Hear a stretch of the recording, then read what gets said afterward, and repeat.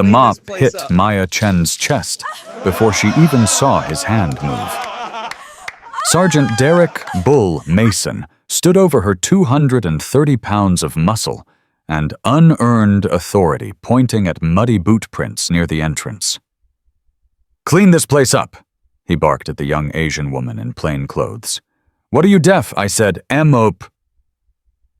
The entire Camp Pendleton administrative building went silent. 40 Marines watched.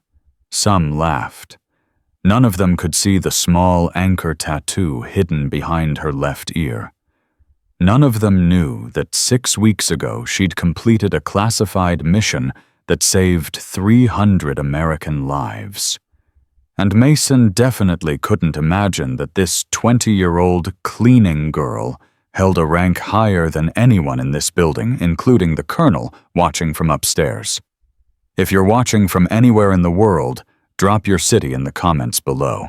And if stories about courage and justice hit different for you, subscribe now and stay until the end. Because what happens to Sergeant Mason, he never satisfies it coming. Maya Chen picked up the mop. She didn't say a word, didn't flinch, didn't give Mason the satisfaction of seeing anything cross her face. She just bent down, wrapped her fingers around that wooden handle and started mopping. Behind her, the laughter spread like wildfire. "Look at her go," someone called out. "Finally found someone who knows their place." "Hey, you missed a spot, sweetheart."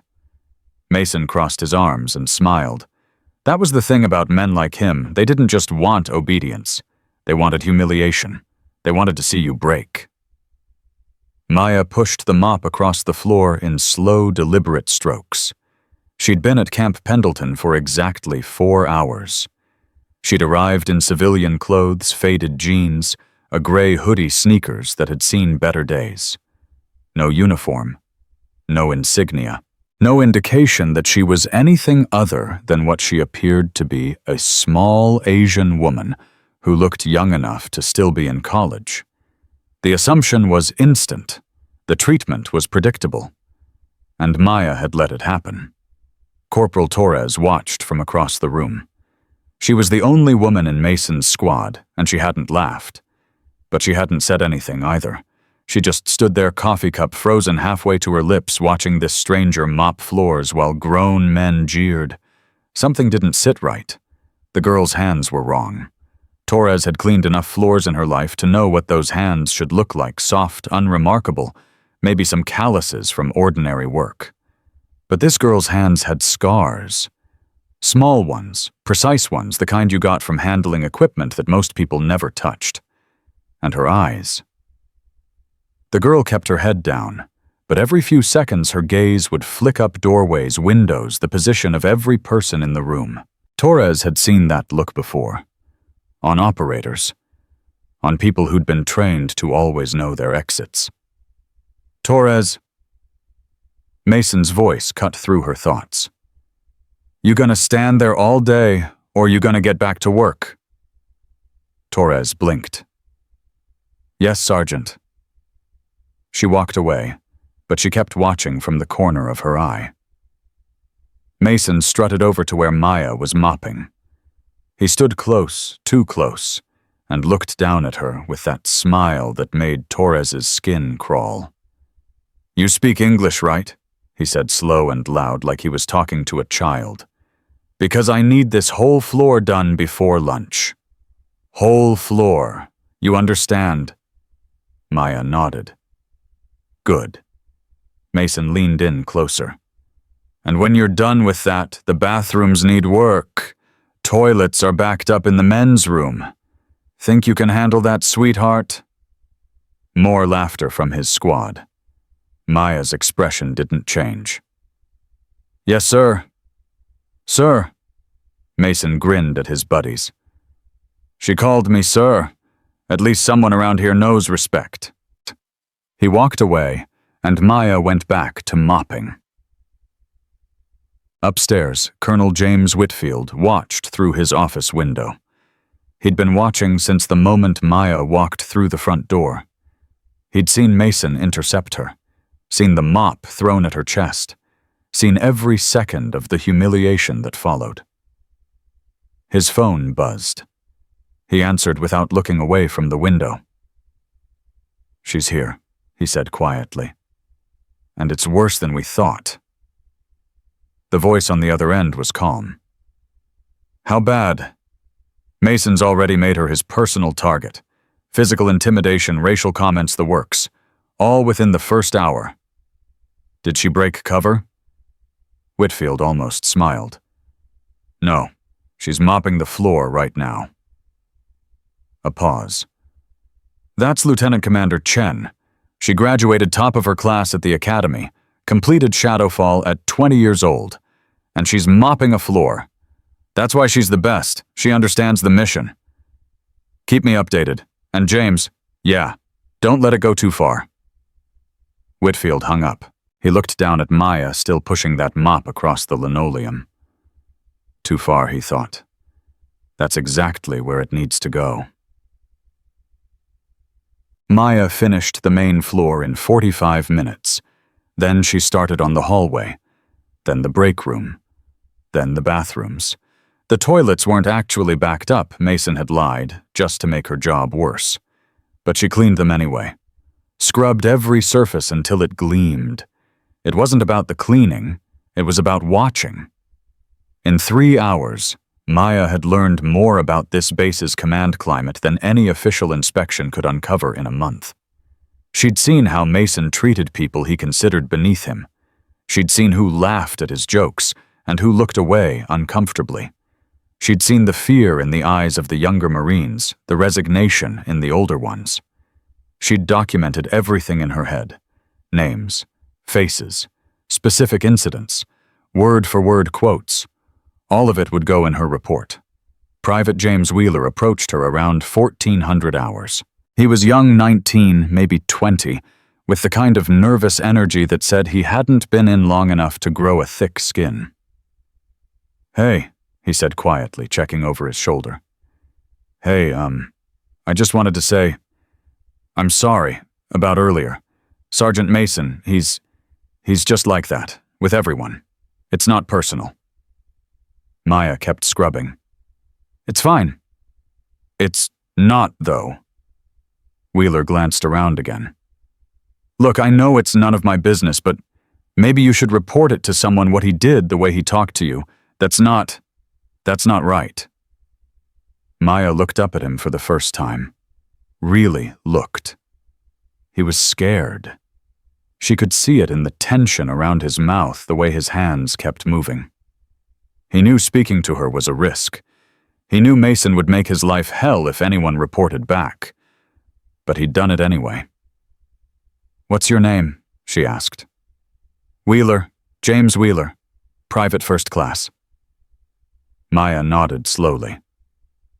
"Thank you, Private Wheeler. I appreciate you saying something. I just wish I could do more. But Mason, you don't understand. He runs this building. Everyone's scared of him, even the officers." "The officers?" Wheeler's voice dropped to barely a whisper. "Captain Rodriguez tried to write him up 6 months ago. Next thing you know, she's transferred to Alaska. Everyone knows Mason has connections somewhere up the chain. Nobody wants to be next." Maya filed that away. Connections up the chain. That explained a lot. "Thank you," she said again. "You should go before someone sees you talking to me." Wheeler hesitated. "Will you be okay?" Such a simple question. Such genuine concern. Maya almost smiled. "I'll be fine, Private. I promise." Wheeler nodded and walked away quickly, just as Mason came around the corner. "Wheeler," Mason's voice boomed. "What are you doing over here?" "Nothing, Sergeant. Just needed to use the bathroom." Mason looked at Maya, then back at Wheeler. His eyes narrowed. "The bathroom's the other direction." I got turned around." "Got turned around?" Mason stepped closer to the young private. "In a building you've worked in for 8 months. You got turned around." Wheeler's face went pale. Were you talking to her?" "No, Sergeant." Don't lie to me, Wheeler. Maya watched the interaction, still holding her cleaning supplies. She watched Mason invade Wheeler's personal space, watched the younger man shrink back, watched the power dynamic play out exactly as she'd expected. I asked if she knew where the bathroom was. Wheeler said, his voice barely steady. That's all. She didn't answer. Mason stared at him for a long moment. Then he laughed, sudden and sharp. You asked the cleaning lady for directions. That's pathetic, Wheeler. Even for you. He turned to Maya. Hey, sweetheart. Next time one of my men talks to you, you don't answer. You're not here to make friends. You're here to clean.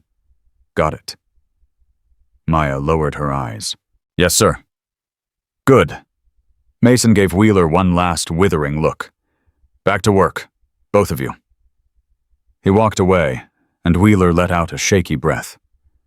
I'm sorry, he whispered to Maya. I tried. You did more than most, she replied softly. Remember that. The afternoon shift change brought new faces, but the atmosphere didn't improve. Mason held an informal meeting with his squad, 8 Marines, gathered in a loose circle, while he stood at the center voice, carrying across the room. Listen up. I know some of you have been wondering about our new addition. He gestured toward Maya without looking at her. Corporate sent her over. Temporary contractor. Cleaning staff. She's not from the regular service, someone asked. Nope. Some outside company. Don't know the name, don't care. Point is, she's not one of us. She's not military. She's civilian contract labor, and she's here because some genius in procurement decided we needed supplemental janitorial support.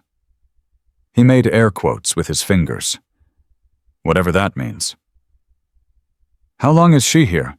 Torres asked. Her voice was neutral, carefully so.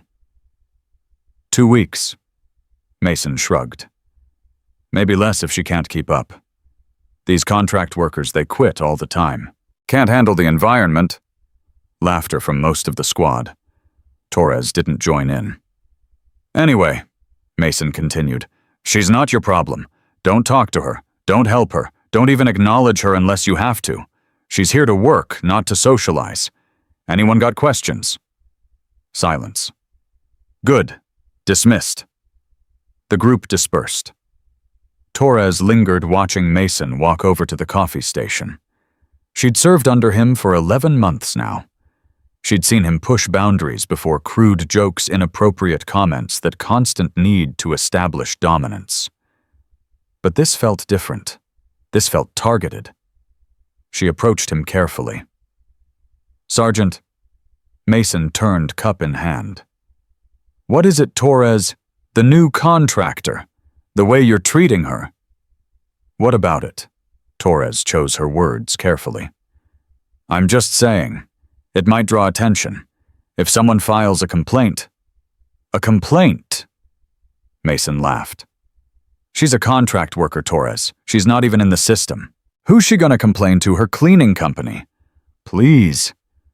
But if Colonel Whitfield doesn't care about civilian contractors. He's got real problems to deal with. Mason took a long sip of his coffee. Relax. I'm not doing anything wrong. I'm just making sure she knows the pecking order. That's my job. Maintain discipline. Establish hierarchy. She's not in our hierarchy. Mason's expression darkened slightly. Everyone's in my hierarchy in this building, Torres. Everyone. He walked away, leaving Torres standing alone by the coffee machine. She looked across the room at Maya, who was quietly emptying trash cans, head-down movements efficient. Something was wrong. Torres could feel it in her gut. She just couldn't figure out what. At 17:30, Maya finished her assigned tasks and made her way toward the rear exit. She'd been working for nearly 8 hours straight. No breaks, no lunch, no complaints.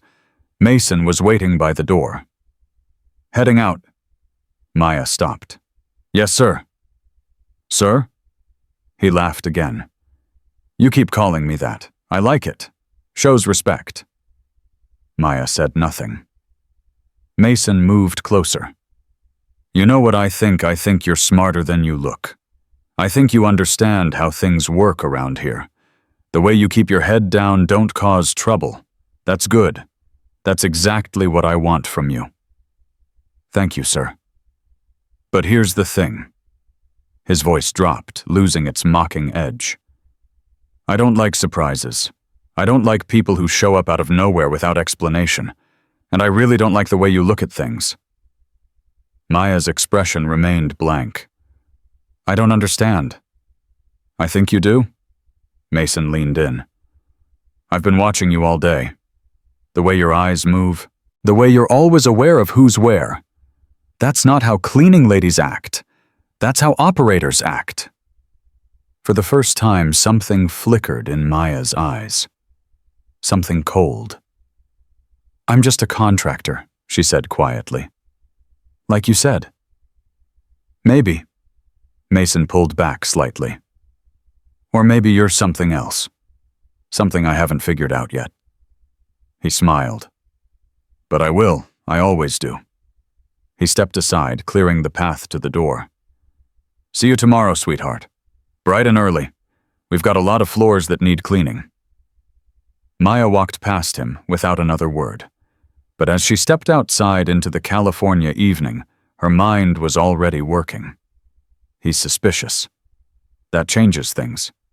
She'd planned to maintain cover for at least another week, build a comprehensive case, document everything through official channels. But Mason was smarter than she'd expected, more observant. If he started digging, started asking questions about her placement. Her phone buzzed. Encrypted message. Whitfield. Did he make you? Maya typed back. Not yet, but he's asking questions. Whitfield. How long do you need? Maya looked back at the building. Through the glass doors, she could see Mason watching her. Even from this distance, she could feel his suspicion. She typed, 3 more days. Then we move. Whitfield understood. Be careful. Maya put her phone away and started walking toward the temporary housing she'd been assigned. 3 more days. 3 more days of mops and toilets and, yes sir, 3 more days of being invisible. 3 more days of watching Derek Mason think he had power over her. And then he would learn exactly who he'd been dealing with. That night in her small quarters, Maya pulled out a secure laptop and began her preliminary report. She wrote in precise, clinical language, Day 1 Assessment Command, Climate Administrative Building, 7, Camp Pendleton, Subject Sergeant Derek Mason, E5. Initial observations indicate significant pattern of workplace harassment, intimidation, and abuse of authority. Specific incidents documented. She typed for 2 hours, recording every detail, every word Mason had said, every Marine who had laughed, every person who had looked away. But she also wrote about Private Wheeler, about the risk he took, about the decency that still existed even in environments poisoned by people like Mason. There was always light, she'd learned. Even in the darkest places. You just had to know where to look. Her grandmother's voice echoed in her memory. Let them underestimate you. Let them think they've won. And when they're not looking, that's when you strike. Maya saved the file and closed her laptop. Tomorrow, Mason would escalate. She was certain of it. His type always did when they felt their control slipping. He'd push harder, cross more lines, reveal more of who he truly was. And she would let him. Because every line he crossed was another nail in his coffin. She lay back on her bunk and stared at the ceiling. 20 years old. Lieutenant Commander in the United States Navy. Security clearance that most admirals would never achieve. Veteran of operations that would never be declassified. And tomorrow, she would go back to mopping floors. Because that was the mission. And Maya Chen never failed a mission. At 2200 hours across the base, Colonel Whitfield sat in his darkened office, reviewing Maya's personnel file. Most of it was redacted, entire pages blacked out. The kind of redactions that meant the classified version made the official version look like a children's book. But he knew enough. He knew about her parents. The car crash that killed them when she was 7. The grandmother who raised her. The fierce determination that drove her to achieve things most people couldn't imagine. He knew about the academy. Top of her class in everything. Languages, combat training, cyber warfare. Instructors called her the quiet one. Not because she was shy, because she never needed to prove anything to anyone. She just performed. Flawlessly. He knew about Shadowfall, the operation that had put her on the map. 300 American lives saved because a 20-year-old lieutenant figured out what an entire intelligence apparatus had missed. They'd tried to give her a medal. She'd turned it down. "No medals for doing my job," she'd said. "The work is the reward." Now she was here, mopping floors, taking abuse, documenting everything. The irony wasn't lost on him. His phone rang. Private line. "Whitfield." "James." The voice belonged to Admiral Patricia Cross, one of the most powerful figures in the Navy. "I've been reading Maya's preliminary report. This is worse than we thought." "Yes, ma'am. Mason's just the tip of the iceberg. There's a culture here, a pattern. It goes deeper." "How deep?" Whitfield hesitated. "I have reason to believe Mason has protection from someone senior, someone who's been burying complaints for years." Silence on the line. "Find out who," Cross said finally. "Whatever it takes, whatever Maya needs." "Understood. And James, keep her safe. She's not just valuable, she's irreplaceable." "I know." "Then act like it." The line went dead. Whitfield set down the phone and looked at Maya's photo, the one from her official file, not the classified one. Young. Determined. Eyes that held secrets most people couldn't comprehend. He'd known her father once, Lieutenant Commander David Chen, killed in the same car crash that orphaned Maya. They'd served together briefly years ago. Sometimes Whitfield wondered if David would be proud of what his daughter had become. Then he remembered her service record, and he knew the answer was yes. He closed the file and turned off his lamp. Tomorrow would be interesting.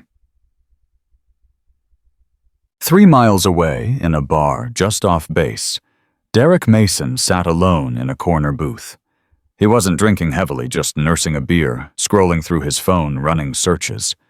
The girl's face was burned into his memory. That quiet compliance, those watchful eyes. Contract worker, his ass. He'd spent 15 years in the military. He knew how to read people. And that girl wasn't what she claimed to be. He pulled up her employee record, the one from the cleaning company that had supposedly sent her. Basic information. Name Maya Chen, age 20. Address local temporary housing. Previous employment. Various contract positions. No social media, no photos, no digital footprint of any kind. Red flags everywhere. Mason finished his beer and flagged down the bartender for another.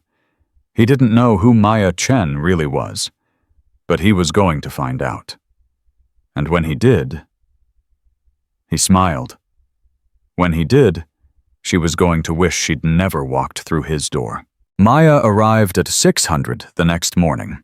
The building was nearly empty, just a few early risers, and the night shift winding down.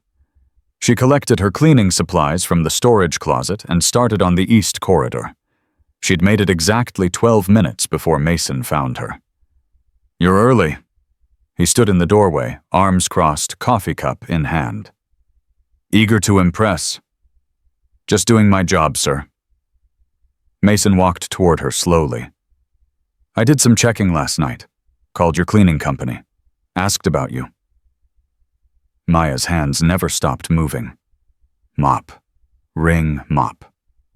"You know what they told me?" "No, sir." "They said you were a last-minute placement. Emergency fill-in. The girl who was supposed to come got sick, and you were the only one available." Mason took a sip of his coffee. "Convenient timing." "I needed the work." He circled around her, studying her like she was a puzzle he couldn't quite solve. "Where are you from originally? Your English is good, but there's something off about it." Maya kept mopping. "San Diego, sir. Born and raised." "San Diego," he laughed. "Right. And I'm from Mars." She didn't respond. Mason moved closer. "Here's what I think. I think you're not from any cleaning company. I think someone placed you here for a reason. And I think you're going to tell me who."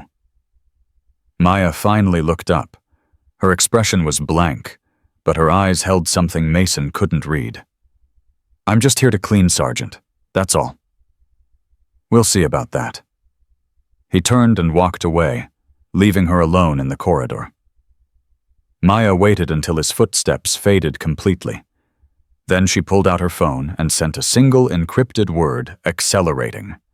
The response came in 3 seconds. "Proceed with caution." Caution, she thought. That ship had sailed. The morning passed in tense silence. Maya cleaned. Marines came and went. But something had shifted. She could feel it in the way people looked at her.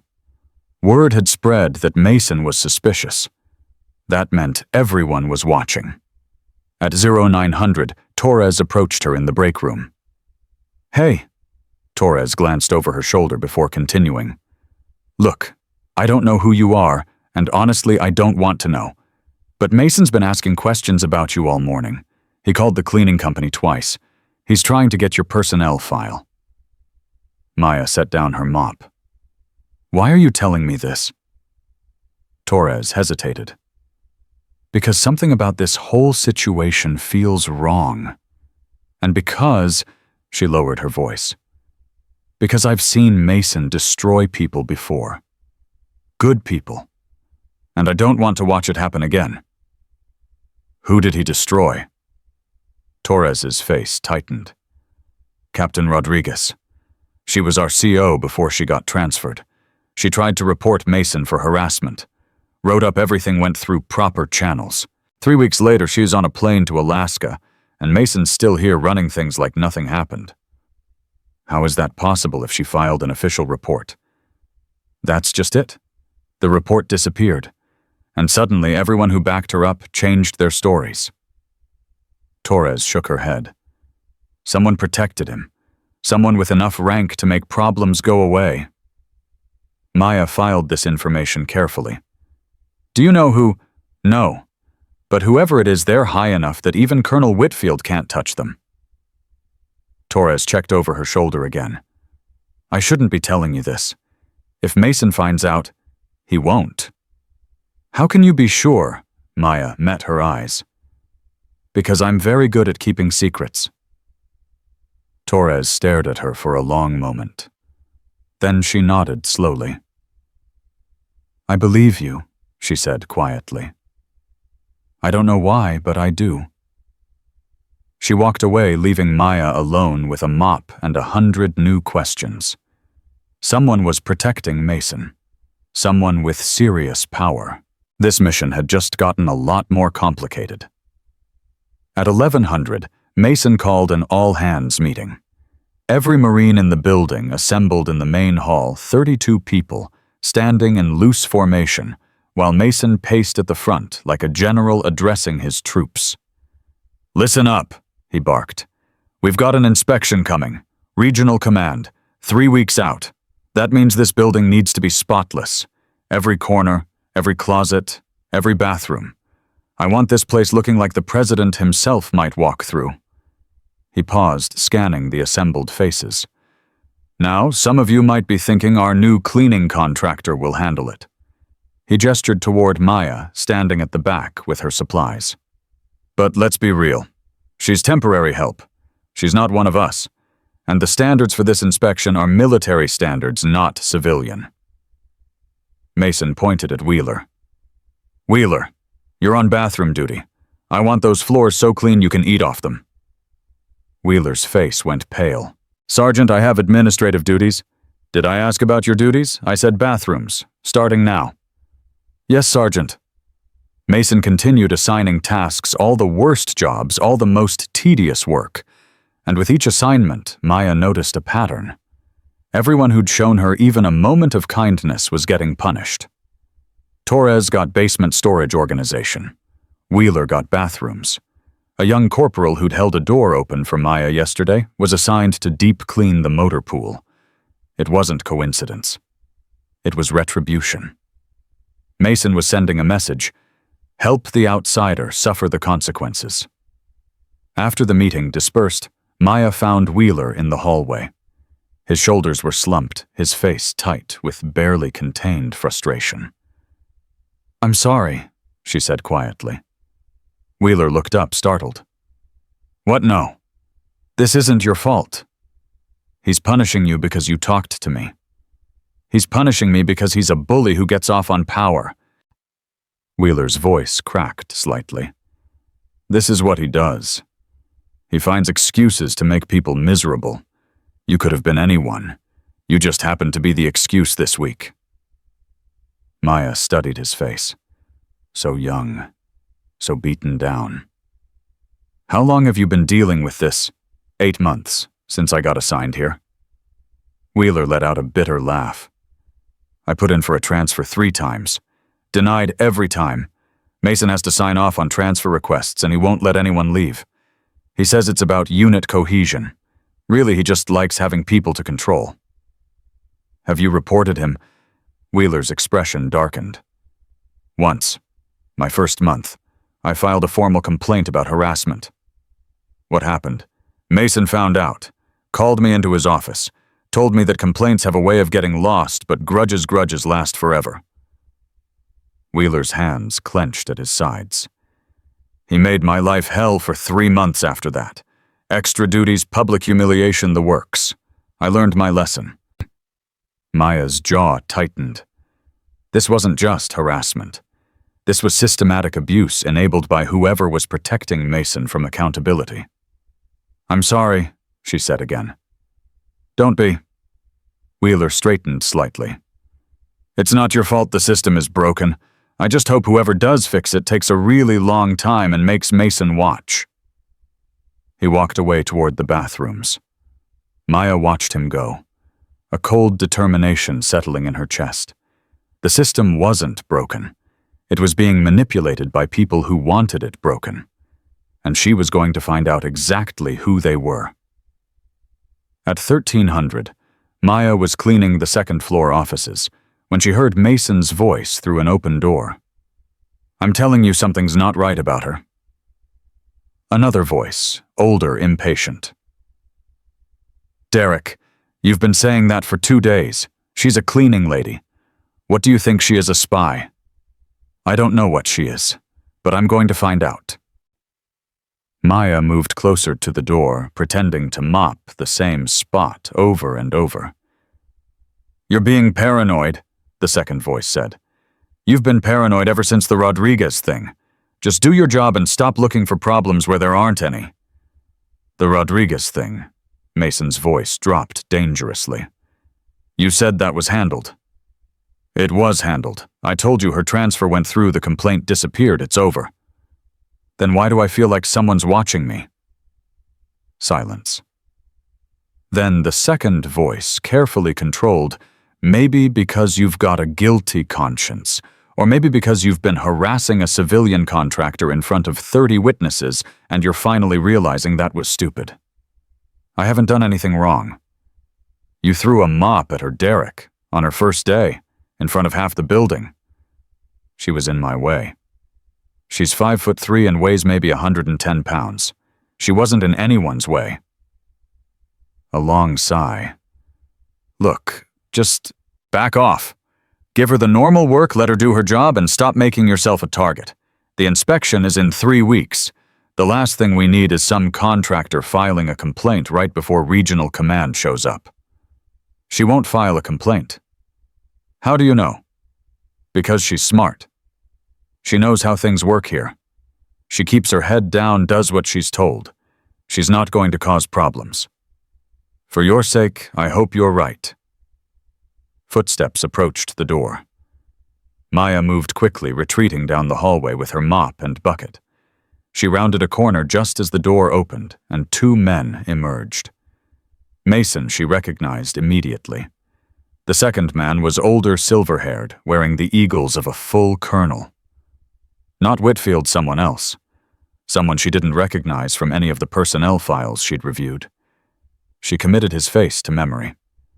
Then she pulled out her phone and typed, "Who is the colonel assigned to Building 7, not Whitfield?" The response came 30 seconds later, Colonel Harrison Burke. Regional liaison. Why Maya typed, "He's protecting Mason. Need background." A longer pause.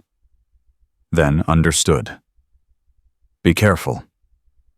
Maya put her phone away and went back to mopping. Colonel Harrison Burke. She had a name now, and names were power. That afternoon, Mason escalated. He found her in the basement storage area, surrounded by dusty boxes and forgotten equipment. She was technically supposed to be organizing, but really she was photographing everything, documenting the disarray that had been allowed to accumulate under Mason's command. "There you are," his voice echoed off the concrete walls. "Thought you might be hiding down here." Maya didn't look up from the box she was sorting. "Just doing my job, Sergeant." Mm-hmm. He walked closer. Too close. "You know, I've been thinking about what you said, about being from San Diego." "What about it?" I looked up the cleaning company's address. It's in San Diego, too.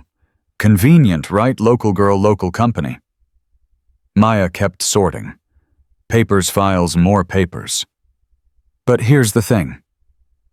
Mason picked up a dusty folder and flipped through it absently. "I called the company again this morning. Asked specifically about Maya Chen. Asked when they hired you what jobs you'd worked before." Maya's hands slowed almost imperceptibly. "You know what they told me? No, sir. They said you started 3 weeks ago. Just 3 weeks. Before that, nothing, no work history, no references, no previous positions." Mason dropped the folder back into the box. "It's almost like Maya Chen didn't exist until 3 weeks ago." Maya finally looked up at him. "Lots of people start new jobs," she said carefully. "Sure, but most people have some kind of past, some kind of trail. You—" Mason shook his head. "You're a ghost, and I don't like ghosts in my building." He moved even closer. Maya could smell the coffee on his breath, the hint of aftershave. "I'm going to figure you out," he said quietly. "Whoever you really are, whatever you're really doing here, I'm going to find out. And when I do," he smiled, "you're going to wish you'd never walked through my door." He turned and walked away, his footsteps echoing in the cavernous space. Maya watched him go. Her cover was holding, but barely. Mason was digging, and eventually he'd dig deep enough to hit something real. She needed to accelerate the timeline. She pulled out her phone and typed, "Request meeting. Tonight. Urgent." The response was immediate, 2100, location Alpha. Maya put her phone away and went back to sorting boxes. Tonight, things would change. One way or another. At 2100, Maya slipped out of her temporary quarters and made her way across the base. The night was cool, quiet, with only the distant sound of generators and the occasional patrol vehicle breaking the silence. Location Alpha was a maintenance shed near the motor pool, Isolated, rarely used, perfect for clandestine meetings. Colonel Whitfield was already there. "You're early," he said. "So are you." Whitfield gestured to a pair of folding chairs set up in the corner. They sat facing each other, voices low. "Talk to me," he said. Maya laid it out everything she'd learned over the past 2 days. Mason's harassment, the systematic punishment of anyone who showed her kindness, the conversation she'd overheard between Mason and Colonel Burke. "Burke," Whitfield repeated, his expression darkening. "I should have known." "You know him?" "Harrison Burke and I go back 20 years. We came up together, served in the same units. He was always ambitious, the kind of officer who cared more about his career than his people." "He's protecting Mason." "Apparently." Whitfield leaned back in his chair. "The question is why? What does Mason have on him? Or what does Mason do for him?" Maya had been thinking about that. "Mason runs this building. He controls information flow, personnel assignments, everything. If Burke needed things to disappear, complaints, reports, evidence, Mason would be the perfect person to make that happen." "A mutually beneficial arrangement." "Exactly. Burke protects Mason from accountability, and Mason protects Burke from scrutiny." Whitfield was silent for a long moment. "How deep do you think this goes?" "I don't know yet, but I overheard Mason say something about the Rodriguez thing being handled. Captain Rodriguez, she tried to report him before she was transferred." "I remember. She came to me, actually. Wanted my help filing the complaint." Whitfield's jaw tightened. "I told her to go through proper channels, follow the system. And the system failed her. The system was corrupted. There's a difference." He looked at Maya. "If Burke is involved, this is bigger than one sergeant harassing people. This is systemic corruption at the command level." "Which is exactly what we suspected."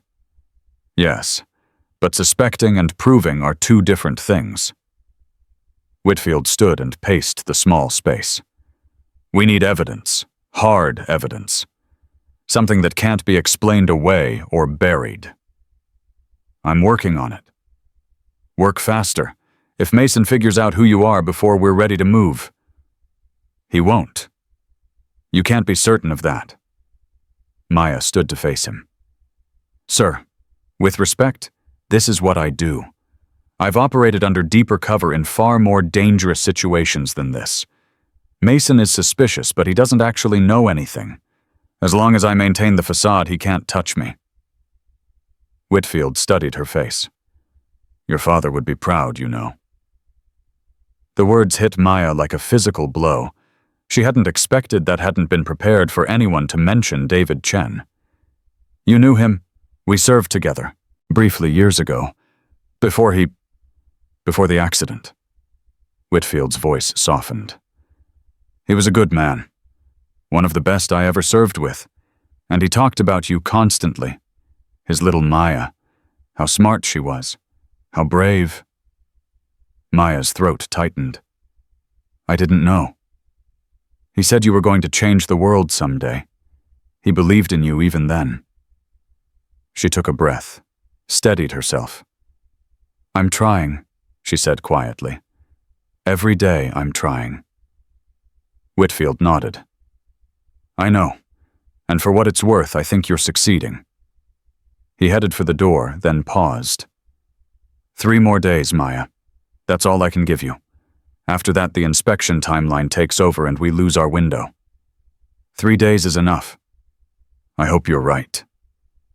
He slipped out into the darkness. Maya waited 5 minutes before following. 3 days. 72 hours to find the evidence she needed. To expose Burke and Mason both. To prove that the system could work if only people had the courage to make it work. She touched the anchor tattoo behind her ear. For her father. For Captain Rodriguez. For Private Wheeler and Torres and everyone else who'd suffered under men who thought power was the same as worth. 3 days. She was going to make them count. When she got back to her quarters, there was a note under her door.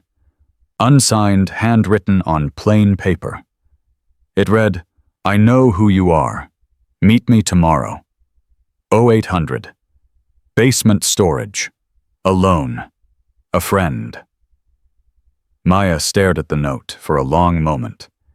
Either someone in the building had figured out her identity and wanted to help, or Mason had set a trap and she was walking right into it.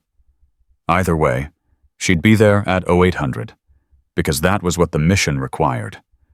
And Maya Chen never failed a mission. Maya stood outside the basement storage door at 0755, listening. Nothing. No movement, no breathing, no telltale sounds of an ambush waiting. Either whoever sent that note was genuinely alone, or they were very good at staying quiet. She pushed open the door and stepped inside. Torres stood in the center of the room, arms crossed, face tight with tension. "Close the door," Torres said. Maya did. For a long moment, neither woman spoke. Torres studied Maya with the kind of intensity that said she'd spent a sleepless night deciding whether to be here. "I know you're not a cleaning contractor," Torres finally said. Maya kept her expression neutral. "What makes you say that?" "Because I spent 6 years in military intelligence before I transferred to this unit. I know what surveillance looks like. I know what information gathering looks like." Torres took a step closer. "And I know what an undercover operative looks like." Maya said nothing. "The way you move, the way you watch everyone, the way you react to Mason's harassment, or don't react. Nobody's that calm unless they've been trained to be." Torres's voice dropped. "So who are you really, CIA NCIS? Some kind of Inspector General plant?" Maya considered her options. Torres had clearly figured out enough to be dangerous. Lying would only make things worse. "Naval Inspector General's office," she said quietly. "Lieutenant Commander Maya Chen. I'm here to assess command climate and document systemic issues." Torres let out a long breath. "I knew it. I knew something was off." "How long have you suspected?" "Since day one. When Mason threw that mop at you and you just took it. No anger, no fear, nothing. That's not how normal people respond to humiliation." Torres shook her head. "Normal people would have cried, or quit, or at least looked upset. I've had practice." "Clearly." Torres uncrossed her arms. "So what happens now? Are you going to arrest Mason, shut this whole thing down?" "It's not that simple. Why not? You've seen what he does. You've documented it right. That's what you've been doing with your phone, taking pictures, recording evidence. Mason is a symptom, not the disease." Maya moved closer, lowering her voice. "There's someone protecting him. Someone with enough power to make complaints disappear and transfer anyone who causes problems." Torres's face went pale. "Burke. You know, I suspected. Everyone suspects." Torres ran a hand through her hair. "But suspecting and proving are two different things." "I know." Maya pulled out her phone. "That's why I need your help." Torres stared at the phone, then at Maya. "My help? I'm nobody. I'm just a corporal trying to survive until my enlistment ends. You're someone who's been inside this unit for 11 months. You've seen things, heard things. You know where the bodies are buried." Maya held her gaze. "I need a witness. Someone who can corroborate the pattern of abuse, the cover-ups, the connection to Burke. If I do that, Mason will destroy me, just like he destroyed Captain Rodriguez. Not if we take them both down first." Torres laughed bitterly. "You make it sound so simple." "I never said it was simple. I said it was necessary." Maya stepped closer. "Torres, I've read your file. You joined the military to make a difference. You believed in the system. And then you got assigned here and watched that system fail over and over again. Torres's jaw tightened, but she didn't respond. This is your chance to fix it, to prove that the system can work when good people stand up. Maya extended her hand. Help me. Please. Torres looked at the hand for a long moment. Then she looked up at Maya's face, searching for something sincerity maybe, or certainty. Whatever she found must have been enough. She took Maya's hand and shook it. What do you need me to do? Maya smiled for the first time in 3 days. Tell me everything. For the next 2 hours, Torres talked. She told Maya about Captain Rodriguez, how she'd documented 6 months of harassment before filing her complaint, how the complaint had been lost, somewhere between the base commander's office and regional headquarters, how she'd been transferred within 3 weeks of asking questions. She told Maya about the other victims. A young private who'd been hazed so badly he'd attempted suicide. A female sergeant who'd been passed over for promotion 4 times despite sterling evaluations.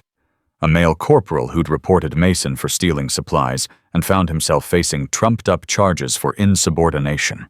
Pattern after pattern, case after case, all of them ending the same way the accuser punished Mason, protected Burke's fingerprints invisible, but everywhere. He's careful, Torres said. Burke never puts anything in writing, never gives direct orders that can be traced. But everyone knows. When Mason needs something to disappear, it disappears. Maya was recording everything on her encrypted phone. How does the communication work? How does Mason contact Burke when he needs help? Torres thought about it. They have lunch together once a week. Off base at a diner about 20 minutes away. Just the 2 of them. No witnesses. When's their next lunch? Tomorrow. Thursdays at noon. Maya nodded slowly. Tomorrow. That gave her less than 24 hours to prepare. One more question, she said. You mentioned supplies being stolen. What kind of supplies? Torres hesitated. I'm not sure. The corporal who reported it, Martinez, he said he saw Mason loading boxes into a personal vehicle. Equipment, he thought. Maybe electronics. Did Martinez keep any records? If he did, they're gone now. He was discharged 6 months ago. Bad conduct. Maya filed that away. Theft of military property. If she could prove it, that was a criminal offense, something even Burke couldn't make disappear quietly. Torres, I need you to do something for me. Name it. Keep your head down for the next 48 hours. Don't change anything about your behavior. Don't let Mason suspect you've talked to anyone. And then everything changes. Torres nodded slowly. I hope you know what you're doing, Lieutenant Commander. So do I. They left separately. Torres first, then Maya 5 minutes later. The basement was quiet again, but Maya's mind was racing. Burke and Mason. Lunch tomorrow. Off-base location. She needed to be there. She needed to hear what they said when they thought no one was listening. She pulled out her phone and typed, Need surveillance equipment. Directional mic recording capability. Can you deliver by tonight? The response came in seconds. Affirmative. Drop point Charlie 2200. Maya put away her phone and headed upstairs. Time to play the cleaning lady one more time. The morning passed in tense normalcy. Maya cleaned, Mason watched, and everyone else tried to stay out of the crossfire. At 1100, Mason called her into his office. It was the first time she'd been in this room, small, cluttered, dominated by a desk covered in papers and a wall of commendations that Mason had clearly hung himself. He sat behind the desk with his feet up, looking at her like she was a puzzle he'd finally solved. Close the door. Maya did. Sit. She sat. Mason leaned forward, elbows on the desk. I made some more calls this morning. To your cleaning company, to the temp agency that placed you, To the county records office.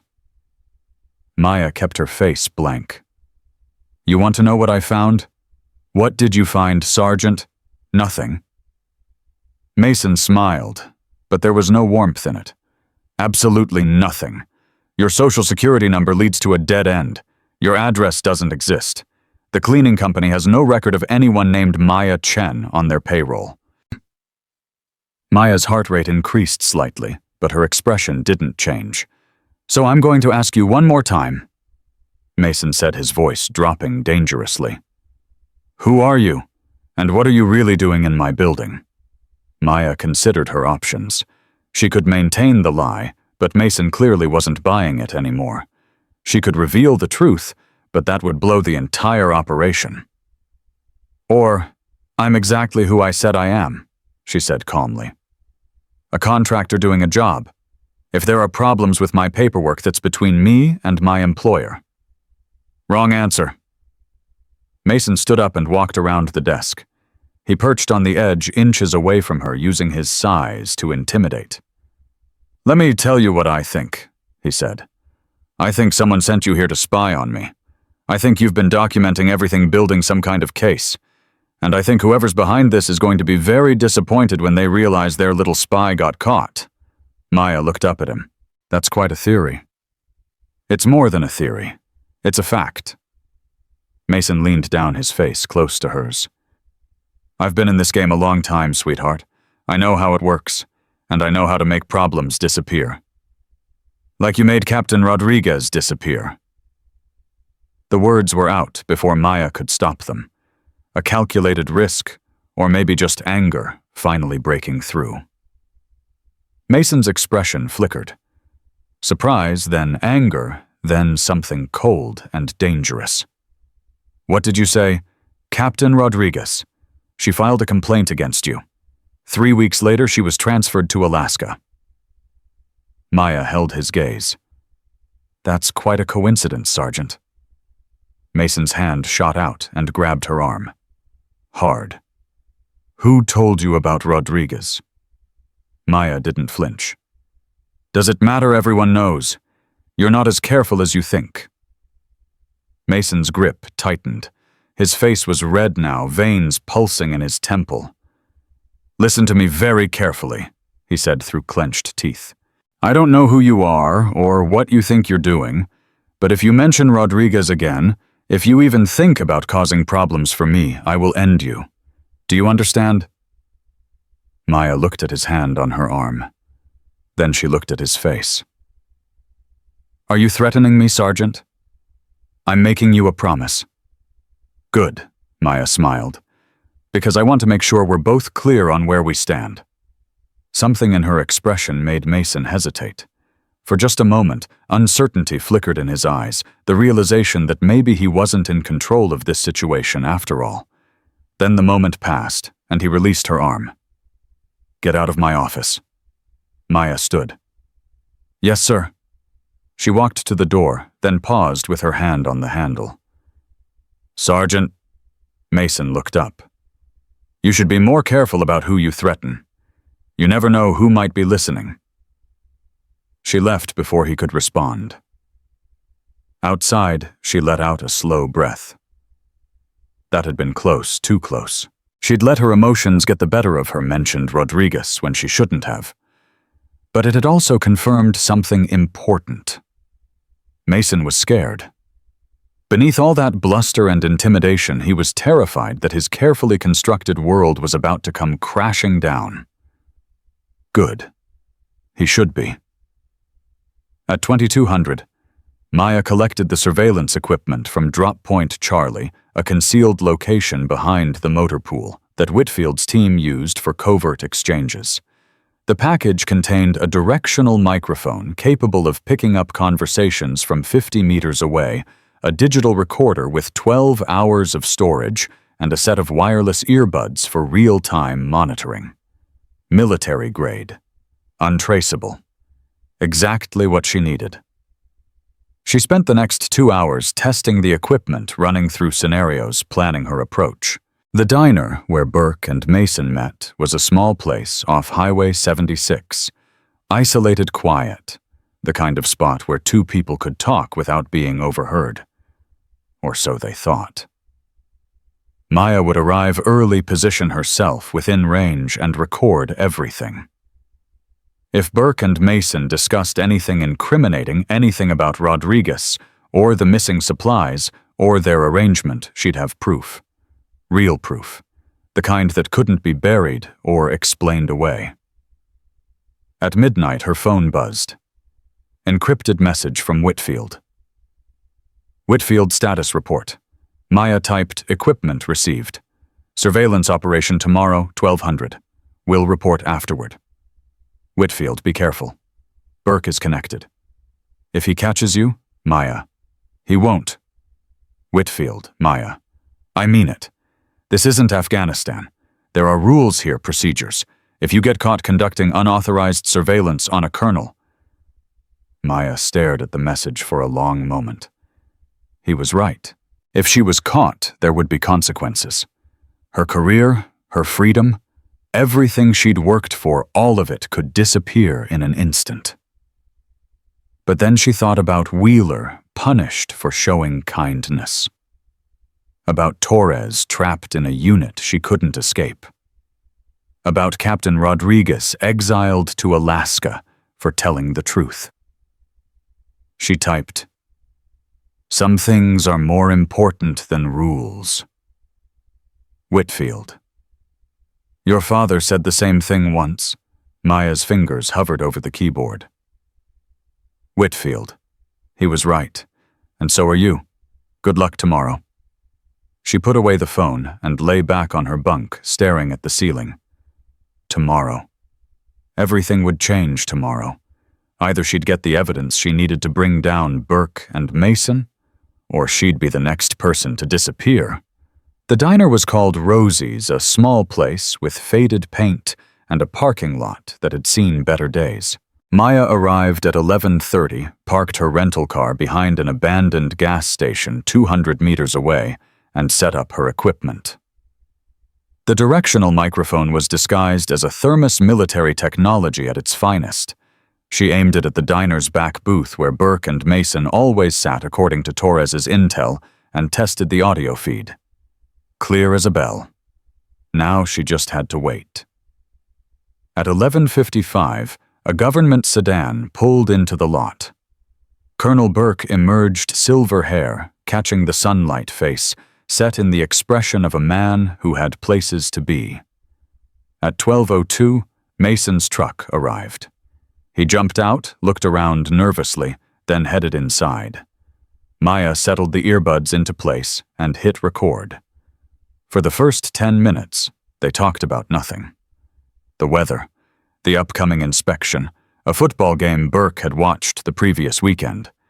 Then Mason leaned forward, voice dropping. "We have a problem." "I know. You called me at midnight to tell me about it." "The cleaning girl.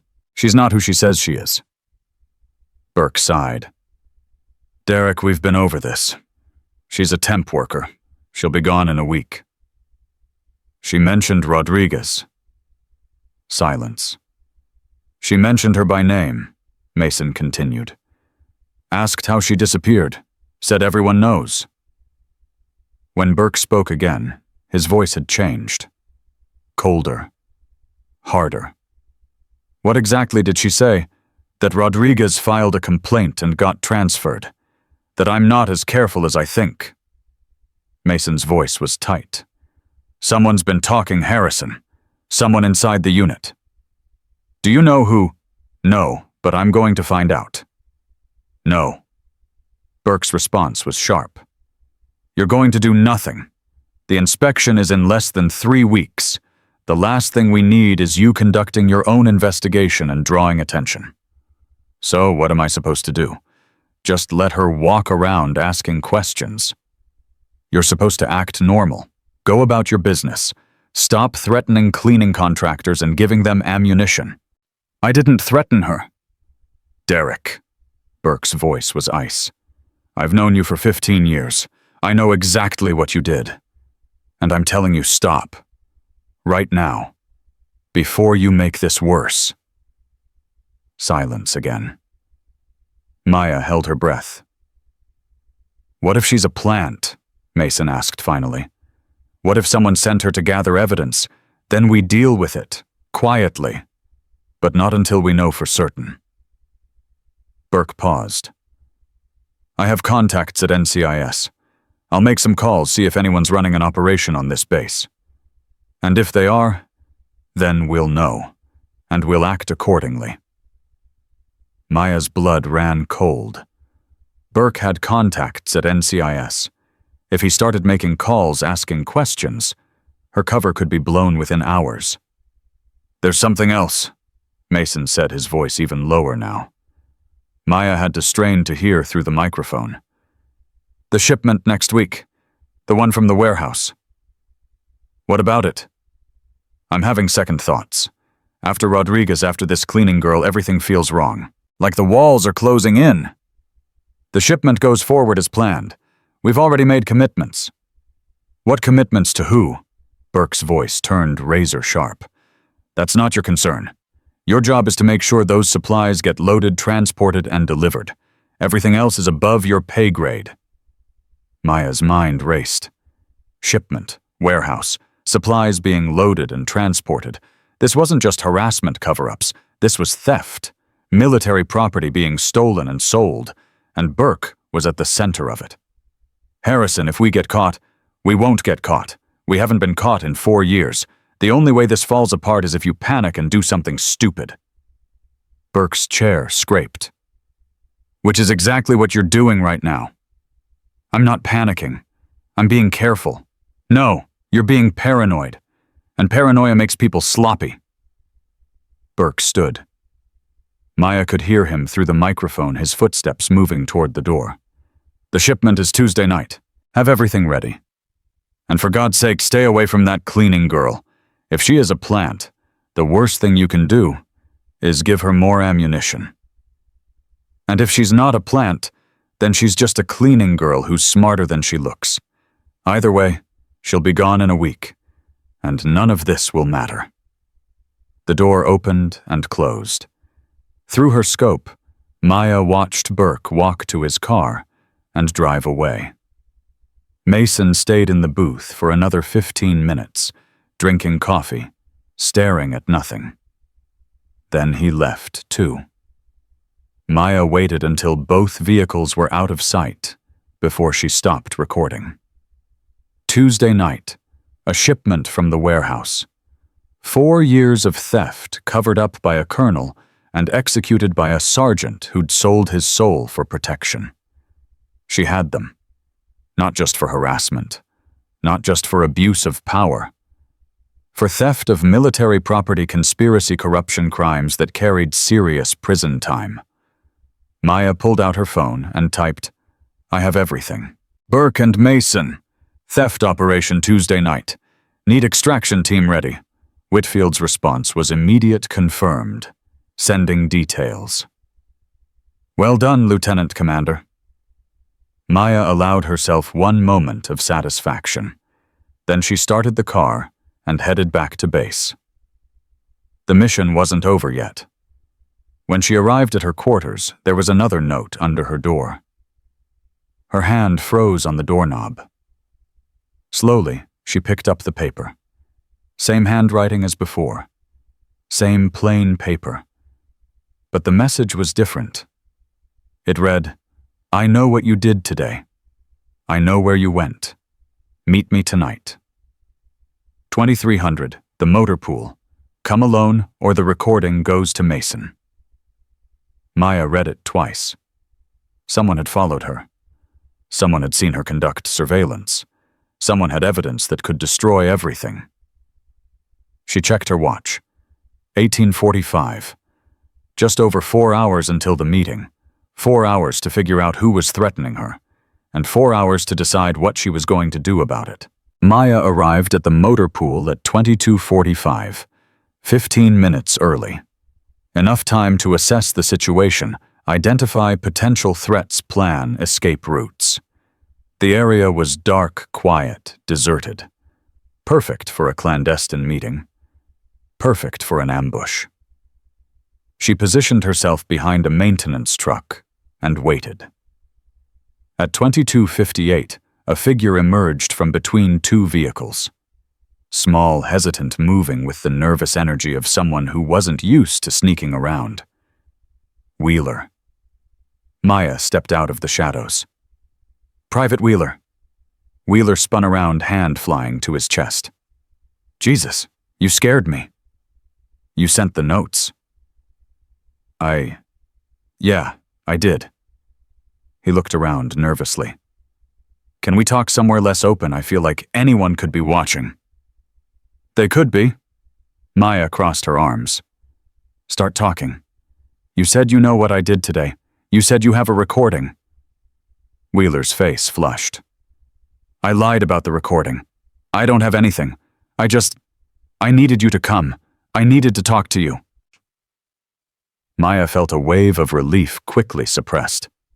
"That was a dangerous game, Private. I could have reported you. I could have assumed you were working with Mason." "I know, but I didn't know how else to get your attention." Wheeler stepped closer, his voice dropping. "I saw you leave the base today. I saw you drive toward Highway 76.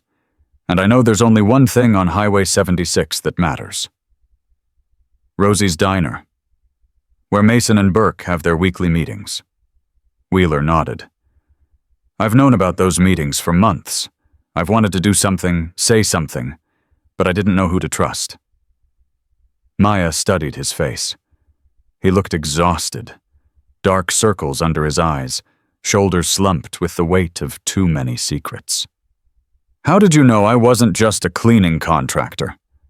Wheeler laughed bitterly. "Because cleaning contractors don't have eyes like yours.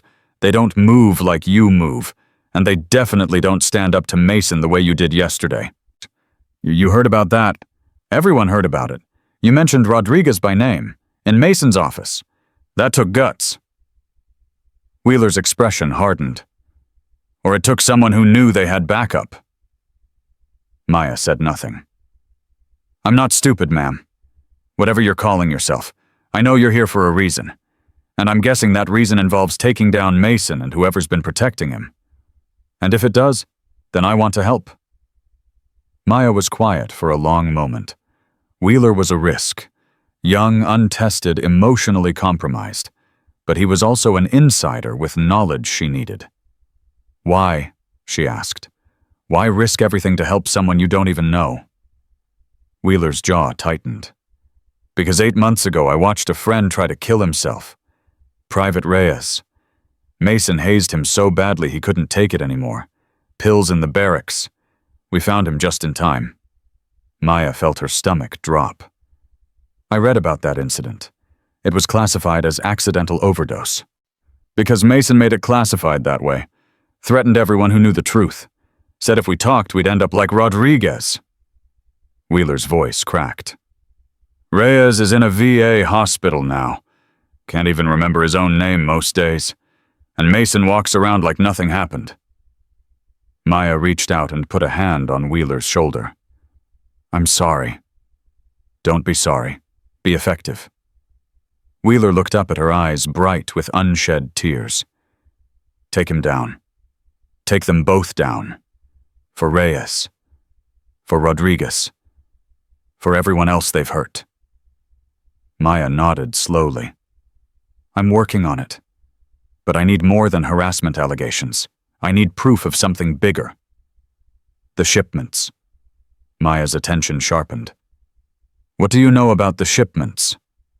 "I know they happen every few weeks, late at night when most of the base is asleep. Mason and a few guys he trusts load boxes from the warehouse into unmarked trucks." Wheeler swallowed. "I saw it once about 4 months ago. Walked by at the wrong time. Mason saw me see him." "What happened?" "He pulled me aside the next day. Said if I ever mentioned what I saw to anyone, he'd make sure I never made it home from my next deployment." Wheeler's hands were shaking. "I believed him." "Do you know what's in the boxes? Electronics mostly. Computers, communications equipment, maybe weapons parts. Stuff that's supposed to be inventoried and secured." Wheeler shook his head. "I don't know where it goes after it leaves the base, but I know it's not going anywhere legal. Maya's mind raced. This was exactly what she needed. A witness who could corroborate the theft operation. Someone who could testify about what Mason was doing. Wheeler, I need you to do something for me. Anything. The next shipment is Tuesday night. I need you to be there. Watch from a distance. Document everything you can without getting caught. Wheeler's face went pale.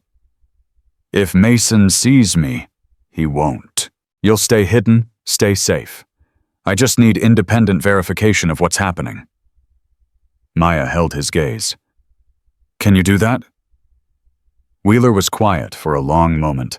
Then he straightened, squaring his shoulders. For Reyes, he said. Yeah, I can do that. Good. Maya checked her watch. We should go. Separately. Don't contact me again unless it's an emergency. And Wheeler, yeah, thank you for being brave enough to come forward. Wheeler smiled weakly. I'm not brave. I'm just tired of being scared. He disappeared into the darkness. Maya waited 5 minutes, then headed back to her quarters. Tuesday night. 3 days away. Everything was falling into place. But she couldn't shake the feeling that something was about to go very wrong. The next morning, Maya arrived at the administrative building to find chaos. Marines were gathered in clusters speaking in hushed voices. Torres caught her eye from across the room and shook her head slightly, a warning. Mason stood at the center of the main hall, face red with fury. I want everyone's attention, now! The room fell silent. Someone has been accessing classified personnel files. Someone has been asking questions they shouldn't be asking. Mason's eyes swept the assembled crowd. And someone is going to tell me who. Maya kept her expression blank, but her mind was racing. Had someone discovered her investigation? Had Wheeler talked to someone he shouldn't have? I'm going to make this very simple, Mason continued. If anyone in this building knows anything about unauthorized access to personnel records, you have until noon to come forward. After that, I start conducting individual interrogations. He let the words hang in the air. Dismissed.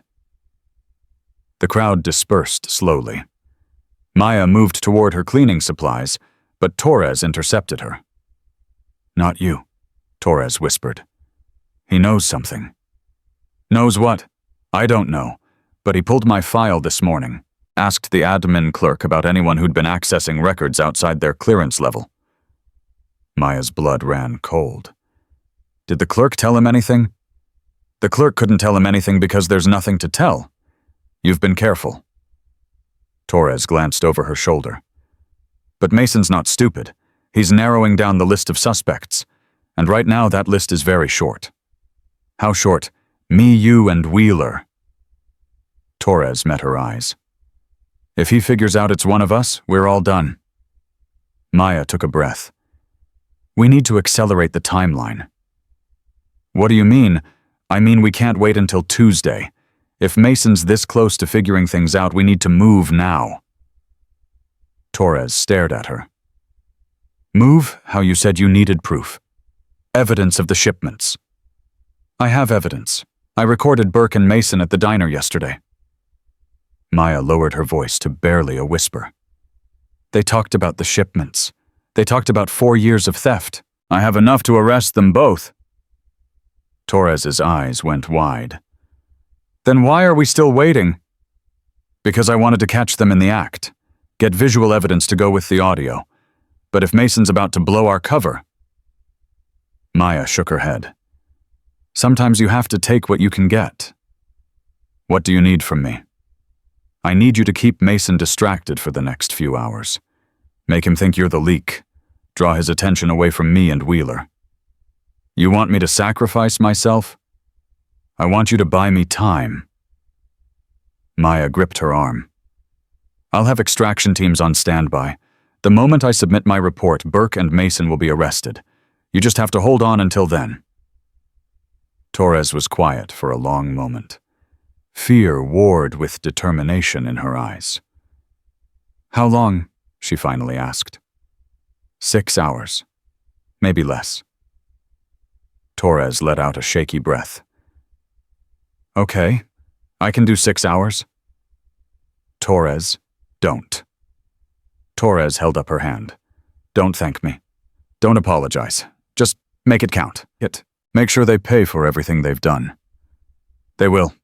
I promise. Torres nodded once, then walked away. Maya watched her go, heart heavy with the weight of what she'd asked. Then she pulled out her phone and typed, "Emergency acceleration. Need extraction authorization within 6 hours. Confirm." The response came in seconds. Confirmed. Standing by. Maya put away her phone and headed for the storage closet. 6 hours. That was all the time she had. She was going to make it count. At 1,000, Torres made her move. She walked into Mason's office without knocking, closed the door behind her, and said the words that changed everything. "It was me. I've been asking questions about Rodriguez." Through the thin walls, Maya could hear Mason's response. Surprise, then anger, then a long silence that was somehow worse than both. "Why? Because she was my friend." Torres's voice was steady, but Maya could hear the fear underneath. "Because what you did to her was wrong, and because someone needed to finally say it out loud." Mason's laugh was ugly. "You think you're brave? You think coming in here and confessing makes you some kind of hero? I think it makes me someone who can look at herself in the mirror." Silence again. "You're done, Torres. You know that, right? Your career, your future, everything gone." Mason's voice dropped dangerously. "I'm going to make sure you never work in the military again." "Maybe, but at least I'll know I tried." The door slammed open. Mason dragged Torres out by her arm, face twisted with rage. "Get Colonel Burke on the phone," he barked at the nearest Marine. "Now." Maya watched from the corner, invisible, just another cleaning lady with a mop. But inside she was moving. Torres had bought her time. Now she had to use it. She slipped into the server room at 10:45. The door required a key card, but Maya had obtained a copy from Whitfield's team 3 days ago, just in case. The servers hummed quietly, row after row of metal boxes containing every digital record the building possessed. Personnel files, email archives, financial records, evidence. Maya plugged in her encrypted drive and started downloading. Everything related to Mason. Everything related to Burke. Supply manifests, transfer orders, complaint records that had somehow been marked as resolved without any resolution. 4 years of corruption flowing onto a single drive. At 11:12, her phone buzzed. "Message from Whitfield Burke is making calls. NCIS contact confirmed. Cover may be blown within hours." Maya typed back. "Almost done. 15 more minutes." Whitfield. "You may not have 15 minutes." Maya looked at the progress bar on her screen. 63% complete. She wasn't leaving without that data. At 11:18, the server room door opened. Maya spun around, hand instinctively reaching for a weapon she wasn't carrying. Colonel Burke stood in the doorway. "Lieutenant Commander Chen." His voice was ice. "I've been looking for you." Maya's mind raced. How did he know? How had he found her so fast? "Colonel Burke, I was just conducting unauthorized surveillance on military servers." Burke stepped into the room, closing the door behind him. "Please, don't insult my intelligence." He moved closer. Maya backed up until she hit the server rack. "I made some calls this morning, to NCIS, to Naval Intelligence, to some friends at the Pentagon who owe me favors." Burke smiled coldly. "You're good, Lieutenant Commander. Very good. Your cover story held up longer than most." I don't know what you're talking about. Naval Inspector General's office. Special assignment to assess command climate. Burke laughed. You're not even 30 years old, and they sent you to take me down. I'm almost insulted. Maya's jaw tightened. You should be, because I already have everything I need. The recording from Rosie's diner. Yes, I assumed as much. Burke pulled out his phone. Unfortunately for you, I have friends who are very good at making recordings disappear. Not this time. No. Burke raised an eyebrow. What makes you so certain? Because I already sent a copy to Admiral Cross, 20 minutes ago. Maya met his eyes. Whatever you do to me, whatever you try to cover up, it's already too late. They know everything. For the first time, something flickered in Burke's expression. Uncertainty. Fear. Then it was gone, replaced by cold calculation. If that's true, he said slowly, then there's no reason not to tie up loose ends. He reached for the phone on his belt. Maya moved. Her hand shot out, striking his wrist before he could complete the motion. Burke grunted in pain, phone clattering to the floor. Maya kicked it away and put herself between Burke and the door. I wouldn't do that, sir. Burke stared at her, clutching his wrist. You just assaulted a superior officer. I just prevented you from calling Mason to have me disappeared. Maya's voice was steady. There's a difference. You think you've won? You think taking me down changes anything? Burke laughed, but there was desperation in it now. I'm not the only one. There are others, higher up, people who make me look like a choir boy. Then we'll take them down too, one at a time. Burke shook his head. You don't understand. The things I've done, the people I've protected, it's bigger than one base, bigger than one operation. You're talking about a network that spans the entire Pacific Fleet. Maya felt the weight of his words, but she didn't let it show. Then I guess we've got our work cut out for us. The door burst open. Whitfield stood there, flanked by 2 MPs in full tactical gear. Colonel Burke, you're under arrest for theft of military property, conspiracy, and obstruction of justice. Whitfield's voice was hard.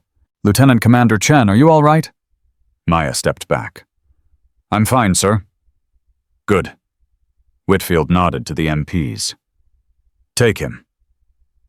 Burke didn't resist as they cuffed him, but as they led him past Maya, he stopped. This isn't over, he said quietly. You've opened a door you can't close. And when you see what's on the other side, move. The MP pushed him forward. Maya watched them go, Burke's words echoing in her mind. A network spanning the entire Pacific Fleet, others higher up. She'd thought this was the end. It was just the beginning. Mason was arrested 2 hours later. MPs found him in his office, shredding documents in a desperate attempt to destroy evidence. They caught him with a shredder full of supply manifests in one hand and his service pistol in the other. For one terrible moment, Maya thought he was going to use it. On the MPs, on himself, on anyone who got in his way. But in the end, Derek "Bull" Mason wasn't brave enough for that. He dropped the weapon and let them take him.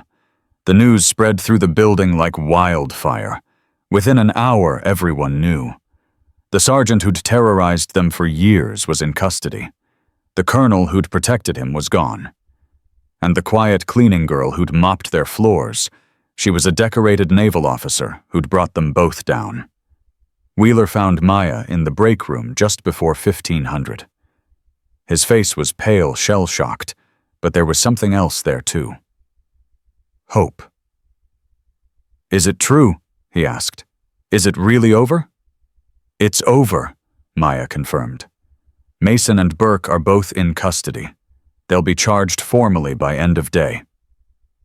Wheeler let out a breath he seemed to have been holding for months. I can't believe it. I never thought... I hoped, but I never really believed. Believe it. Maya put a hand on his shoulder. You helped make this happen, Wheeler. Your testimony about the shipments, your willingness to come forward that mattered. I didn't do anything. I just talked. Sometimes talking is the bravest thing you can do. Wheeler was quiet for a moment. Then he asked the question she'd been expecting. What happens now, to the rest of us, I mean? Everyone who looked the other way. Everyone who stayed quiet. Maya considered her answer carefully. Some of them will face consequences, particularly anyone who actively participated in the cover-ups. She paused. But for people like you, people who were afraid but came forward anyway, there's a difference between being complicit and being scared. I was both. And now you're neither. Maya met his eyes. That's what matters, Wheeler. Not who you were, who you choose to be going forward. He nodded slowly. Thank you. For everything. Don't thank me. Thank yourself. Maya smiled. And thank Reyes. His suffering wasn't for nothing. Wheeler's eyes glistened. He nodded once more, then walked away. Maya watched him go. One battle won, but Burke's warning still haunted her. Others higher up. A network spanning the Pacific Fleet. This was far from over. At 1800, Maya stood in Colonel Whitfield's office for a formal debrief. The recordings have been authenticated, Whitfield said. Burke and Mason are both facing court-martial. The theft operation has been traced back 4 years with an estimated value of over $2 million in stolen equipment. And Burke's claims about a larger network. Whitfield hesitated. We're investigating, but that's above both our pay grades for now. Maya nodded. She'd expected as much. There's something else, Whitfield added. Admiral Cross called personally. She wants to commend you for your work here. I don't need commendations. I told her you'd say that. Whitfield smiled slightly. She also wants you to stay. Run the cleanup operation. Help rebuild the command climate at this base. Maya was quiet for a moment. She thought about Wheeler, about Torres, about all the Marines who'd spent years under Mason's thumb. How long? 6 months. Maybe longer. Whitfield studied her face. You've earned the right to say no. After what you've done here, you could have any assignment you want. Maya looked out the window. Somewhere out there, Marines were running cadence training, living their lives. Some of them had participated in the abuse. Some had looked away. But some had shown courage even when courage seemed impossible. I'll do it, she said finally. But I want authority to make real changes, not just cosmetic fixes. Done. And I want Torres promoted. She risked everything to help me. I'll put in the paperwork myself. Maya turned back to face him. Then I'm in. Whitfield extended his hand. Welcome to Camp Pendleton, Lieutenant Commander Chen. Officially this time. Maya shook it. Thank you, sir. Don't thank me. Whitfield's eyes held something like pride. Thank your father. He raised a hell of a daughter. Maya touched the anchor behind her ear. For you, Dad, she thought. All of it for you. That evening, Maya walked through the administrative building one last time, as a cleaning contractor. The mops and buckets were gone. The civilian clothes had been replaced by her Navy uniform eagles gleaming on her collar. Marines who'd laughed at her 3 days ago now snapped to attention as she passed. She stopped at Mason's old office. The door stood open, the room empty. Lieutenant Commander? Maya turned. Torres stood in the hallway, looking uncertain. I heard you're staying, Torres said. For a while. Someone needs to help clean up the mess. Torres smiled weakly. Ironic, considering how this all started. Isn't it? Maya gestured toward the office. I'm thinking of using this as my workspace. A little reminder of what we're fighting against. That's actually kind of perfect. Torres hesitated. I wanted to apologize. For not speaking up sooner. For not being braver. You were brave when it counted. Maybe. Torres shook her head. I keep thinking about all the people who got hurt while I stayed quiet. Rodriguez, Reyes, everyone else. If I just don't, Maya cut her off. You can't change the past. All you can do is shape the future. Torres was quiet for a long moment. Is that something your father taught you? Maya smiled. Actually, it's something I learned from a very wise grandmother, but I like to think my father would have agreed. Torres nodded.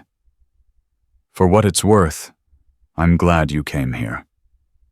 Even if the way it happened was unconventional, I was going to say completely insane, but unconventional works too. They both laughed. It felt good, Maya realized. The tension of the past 4 days finally beginning to release. Go home, Torres. Get some sleep. Maya put a hand on her shoulder. Tomorrow we start rebuilding. I'm going to need people I can trust. Torres straightened. You've got them, ma'am. Whatever you need. She walked away, leaving Maya alone in the empty hallway. Maya pulled out her phone. One last message to send. She typed mission complete. Burke and Mason in custody. Beginning phase 2 tomorrow. The response came from Admiral Cross herself. Outstanding work, Lieutenant Commander. Your father would be proud. Maya smiled and put away the phone. Her father would be proud. And somewhere, somehow, she liked to think he was watching. She walked out of the building into the California evening uniform, crisp head high. The battle was won. But the war, the real war against corruption and abuse, and the people who enabled it, was just beginning. And Maya Chen was exactly where she needed to be. 6 months later, Maya stood at the front of a training room filled with 32 officers from bases across the Pacific Fleet. They watched her with a mixture of curiosity and skepticism. Most of them had heard the story by now. The 20-year-old lieutenant commander who'd gone undercover as a cleaning lady. The sergeant who'd thrown a mop at her chest. The colonel who'd protected him for 4 years. The legend had grown with each retelling. Maya didn't care about legends. She cared about change. My name is Lieutenant Commander Maya Chen, she began. 6 months ago, I was assigned to this base to assess command climate. What I found was a system that had been corrupted from the inside out. She clicked to the first slide, a photo of Derek Mason in handcuffs. Sergeant Mason is currently serving 8 years at Fort Leavenworth. Theft of military property, conspiracy, obstruction of justice, multiple counts of harassment and abuse of authority. She clicked again. Colonel Burke's mugshot. Colonel Saad Burke received 12 years. His network extended to 3 other bases, involving over $2 million in stolen equipment and 17 officers who participated in cover-ups. Murmurs rippled through the room. But here's what those numbers don't tell you. Maya set down the remote. They don't tell you about Private Reyes who tried to kill himself because no one would listen. They don't tell you about Captain Rodriguez who lost her career for telling the truth.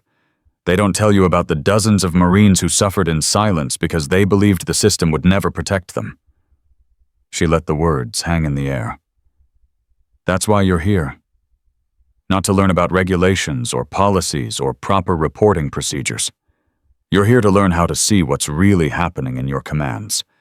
How to listen when people are afraid to speak. How to be the kind of leader who makes corruption impossible, not just illegal. A hand went up. Major Collins, according to his name tag. Lieutenant Commander, with respect, most of us have been doing this job for years. We know how to lead. Do you? Maya met his eyes. Then let me ask you something, Major. In your command right now, is there anyone being mistreated? Anyone being harassed or bullied or passed over unfairly? Collins shifted uncomfortably. Not that I'm aware of. And there's the problem. Maya walked toward him slowly. Not that you're aware of. But are you looking? Are you asking? Are you creating an environment where people feel safe telling you the truth? Collins didn't answer. Sergeant Mason's abuse wasn't a secret, Maya continued. Everyone in that building knew what he was doing. They talked about it in whispers, complained to each other in private, watched him destroy careers and ruin lives. But no one spoke up officially. Do you know why? Silence. Because they believed it wouldn't matter. They believed the system was rigged. They believed that people like Colonel Burke would protect people like Sergeant Mason, and anyone who complained would just become the next victim. She turned to address the full room. Your job isn't just to follow regulations. It's to make your people believe that regulations matter, that complaints get heard, that courage gets rewarded instead of punished. Maya's voice hardened. Because when people stop believing in the system, that's when men like Mason thrive. The room was silent. 32 officers, some of them twice her age, hanging on her words. Over the next 3 days, we're going to talk about warning signs, red flags, the subtle indicators that something's wrong in a command even when no one's filing formal complaints. Maya picked up the remote again. But first I want to introduce you to someone. The door opened. Torres walked in, wearing the insignia of a newly promoted sergeant. This is Sergeant Elena Torres. 6 months ago, she risked her career to help expose the corruption in this building. She's going to tell you what it's like to be the person who wants to speak up but doesn't know if anyone will listen. Torres took her place beside Maya. Her hands were shaking slightly, but her voice was steady. I spent 11 months watching Sergeant Mason abuse his authority, she began. 11 months of knowing something was wrong and doing nothing about it, and I'm going to tell you exactly why. The officers leaned forward. Maya stepped back and let Torres take the floor. This was how change happened, not through policies or directives, through stories, through people willing to share their failures so others could learn from them. One conversation at a time. One leader at a time. The training sessions ran for 3 days. Maya and Torres tag-teamed the presentations, sharing different perspectives on the same events. The officers asked questions, challenged assumptions, shared their own experiences. By the end, something had shifted. Major Collins approached Maya after the final session. His expression was different now. Humbled. I owe you an apology, Lieutenant Commander. Maya raised an eyebrow. For what? For assuming I had nothing to learn. Collins shook his head. I've been in the Corps for 18 years. I thought I knew everything about leadership. But listening to you and Sergeant Torres these past 3 days, I realized I've been blind to a lot of things. Like what? Collins hesitated. There's a corporal in my unit. Quiet kid, keeps to himself. Some of the other Marines give him a hard time. Nothing major, just jokes, comments, the kind of stuff that seems harmless until it isn't. And you let it happen. I didn't see it as a problem. I thought it was just how guys blow off steam. Collins met her eyes. But after hearing what happened to Private Reyes, I realized that's exactly how it starts. Small things that get ignored until they become big things. Maya nodded slowly. What are you going to do about it? I'm going to talk to him, the corporal.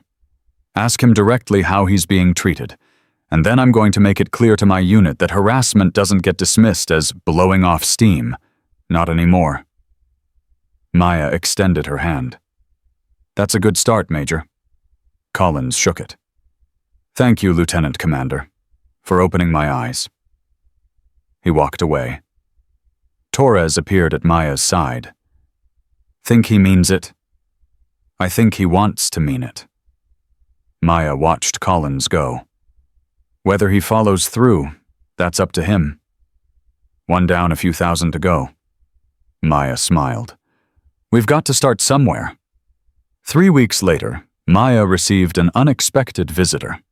She was in her office reviewing reports from the ongoing investigation into Burke's network when Wheeler knocked on the door. Ma'am, there's someone here to see you. He says it's important. Who is it? Wheeler's expression was strange. He says his name is Derek Mason. Maya's blood went cold. Mason is in prison. Not Sergeant Mason. Wheeler swallowed. His father. Maya stared at him for a long moment. Then she stood. Send him in. The man who walked through her door was in his 60s, weathered and worn with the same square jaw as his son, but none of the arrogance. He moved slowly, carefully, like someone carrying a weight too heavy to bear. Lieutenant Commander Chen. His voice was rough. Thank you for seeing me. Mr. Mason, I have to admit I wasn't expecting this. I'm sure you weren't. He lowered himself into the chair across from her desk. I came to apologize. Maya kept her expression neutral. For what your son did, for what I failed to do. Mason Sr. met her eyes. Derek was always difficult, even as a boy. He had a mean streak, a need to dominate. I saw it. His mother saw it. But we told ourselves he'd grow out of it, that the military would straighten him out. It didn't. No, it gave him power. And power in the hands of someone like Derek. He shook his head. I should have done something. Years ago, when I first started hearing stories about how he treated people under his command. Maya leaned back in her chair. You knew, I suspected. He'd call sometimes bragging about how he ran his unit. The way he talked about the people who worked for him. It wasn't respect. It was contempt. Mason Sr.'s voice cracked. I told myself it was just talk. Just Derek being Derek. I didn't want to believe my own son was capable of... He couldn't finish the sentence. Maya was quiet for a long moment. Mr. Mason, I appreciate you coming here, but I'm not sure what you want me to say. I don't want you to say anything. He pulled an envelope from his jacket pocket. I want you to have this. Maya took the envelope. Inside was a check. Her eyes widened at the amount. That's everything I have in savings, Mason Sr. said. I want it to go to the people Derek hurt. Private Reyes if there's a way to help with his medical care. Captain Rodriguez for what she lost. Anyone else who suffered because of my son. Mr. Mason, I can't accept... Please. His voice broke. I know it doesn't make up for anything. I know money can't fix what Derek did, but I need to do something. I need to feel like I tried to make it right. Maya looked at the check in her hands. $50,000. A lifetime of savings from a man who looked like he'd worked hard for every penny. There's a fund, she said finally, for families of service members affected by command abuse. I can make sure this goes there. Relief flooded Mason Sr.'s face. Thank you. Don't thank me. Thank the people who are brave enough to come forward. They're the ones who make change possible. He nodded and stood slowly. At the door, he paused. Lieutenant Commander, can I ask you something? Go ahead. My son, when you confronted him, was there any remorse? Any sign that he understood what he'd done? Maya thought about Mason in handcuffs, the defiance in his eyes, the complete absence of shame. She could lie. It would be kinder. But this man deserved the truth. No, she said quietly. I'm sorry. There wasn't. Mason Sr. closed his eyes. When he opened them again, they were wet. I was afraid of that. He straightened his shoulders. Thank you for your honesty, Lieutenant Commander. And thank you for stopping him. Someone should have done it a long time ago. He walked out. Maya sat alone in her office for a long time, staring at the check in her hands. Derek Mason had caused so much pain, so much damage. And in the end, the person who suffered most might be the father who'd loved him despite everything. She put the check in her drawer and went back to work. There was always more work to do.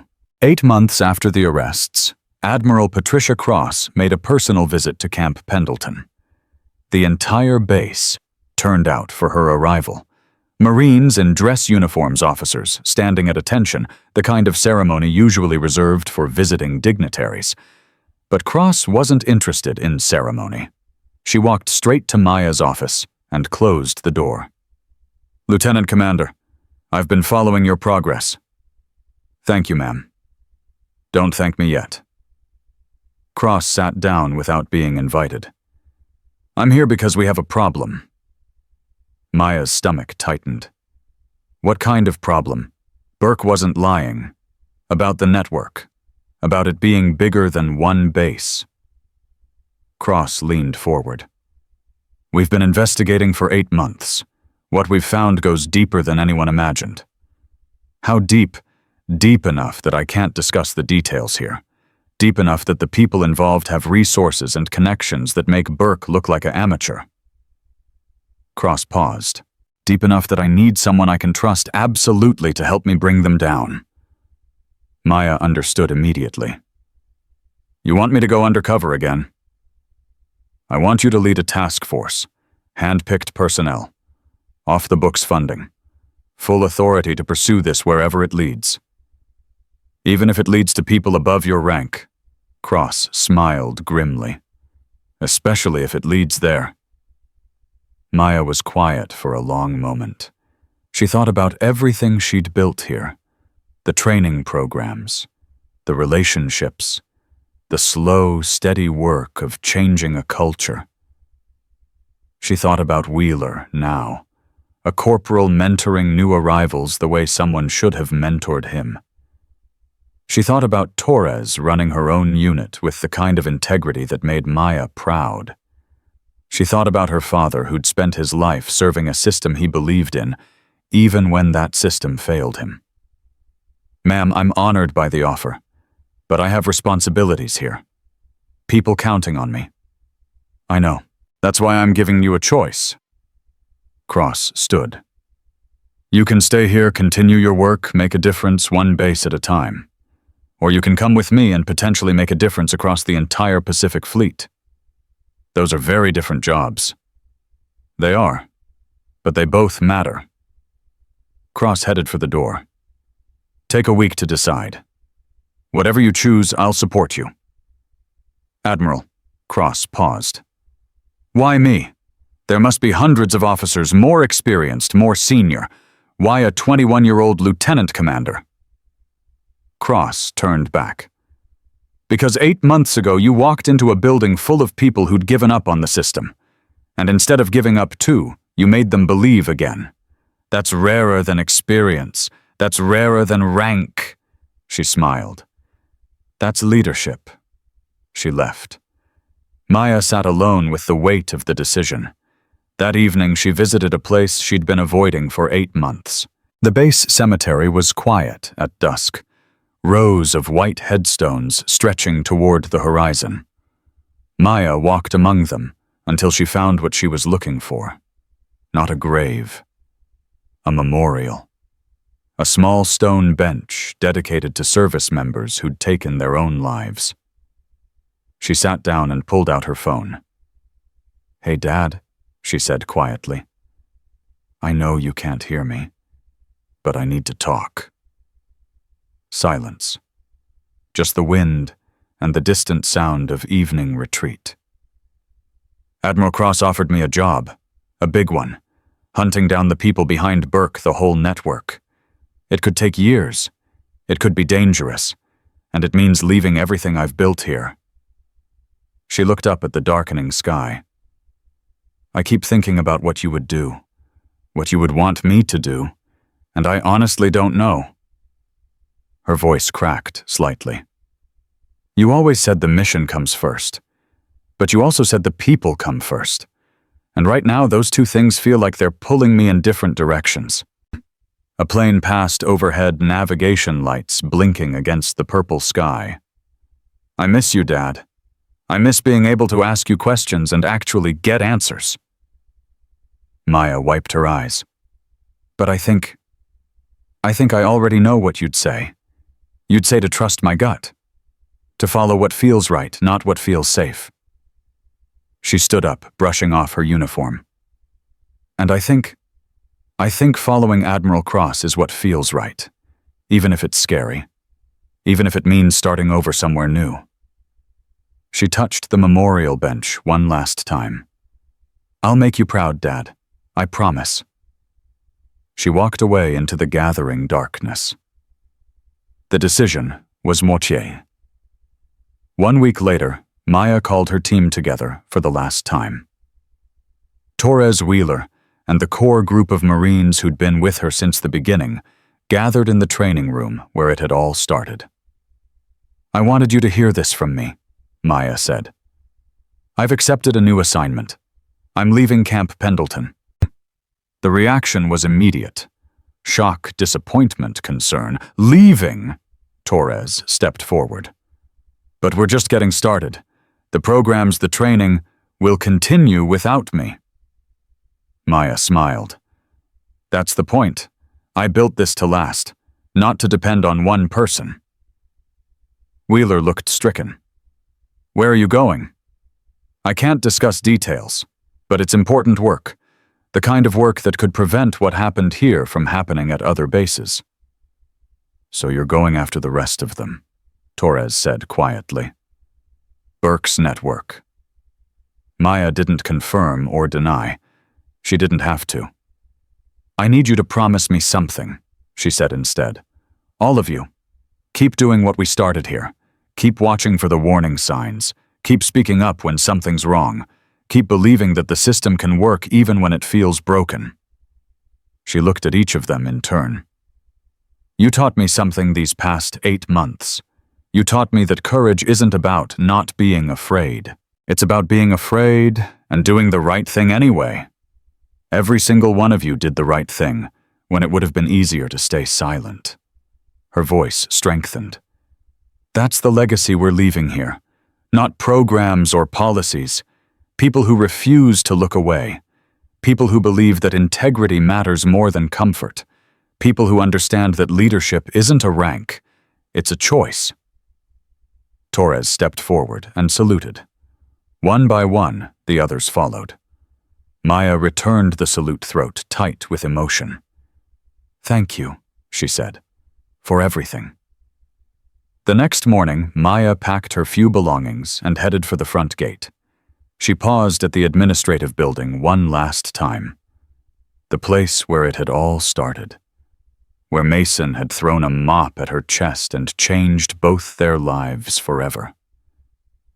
The building looked different now. Cleaner. Brighter. Like something had lifted. Or maybe that was just her imagination. "Lieutenant Commander." Maya turned. Wheeler stood behind her, slightly out of breath from running to catch up. "I wanted to give you something." He held out a small box. "It's not much, but—" Maya opened it. Inside was a simple silver charm in the shape of a mop. She laughed. "Wheeler. So you don't forget where you came from." He smiled, but his eyes were serious. "And so you remember that sometimes the people who look the most powerless are the most powerful of all." Maya closed her hand around the charm. "I won't forget," she said. "Any of it." "Good." Wheeler straightened. "Go save the world, ma'am. We'll hold down the fort here." Maya looked at him.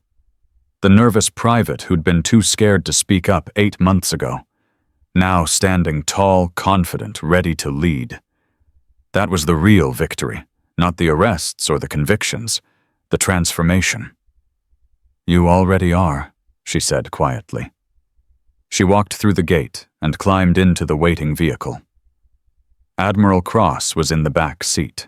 "Ready?" Cross asked. Maya looked out the window at Camp Pendleton one last time, at the building where she'd mopped floors and taken abuse and built something that would outlast her. "Ready?" she said. The vehicle pulled away. Behind her, the sun rose over Camp Pendleton, casting long shadows across the parade ground. Marines were already forming up for morning PT, their voices carrying in the cool air.